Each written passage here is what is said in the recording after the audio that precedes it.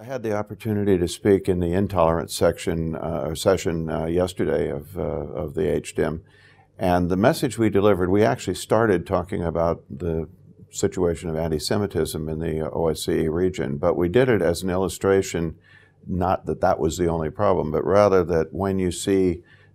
hatred and intolerance being directed towards one group, in fact, you see it towards a whole number of groups. So we also talked about intolerance of Muslims, of gays, and so on, that were in the statement. But the point we were trying to illustrate was that these go together, that when you allow hatred to develop against one group, it tends to boil over and become a multi-group phenomena. What we've been pushing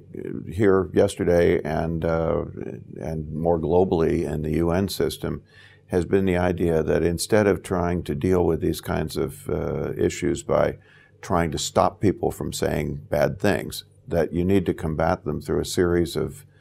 practical measures that governments and societies can take, one of which is combating bad speech with good speech, that it's not enough to have some law that says it's bad to say something insulting towards another person. Instead, what you need is for political leaders, religious leaders, other leaders in society to step up to the plate when that happens and say this is reprehensible, this is disgusting, make it clear, give leadership to the society in saying if somebody wants to take an extreme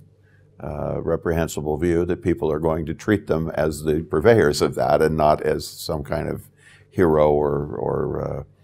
a cult figure in the society. The Human Dimension meeting is one of the few that you see in the world where you actually have states and non-governmental organizations sitting together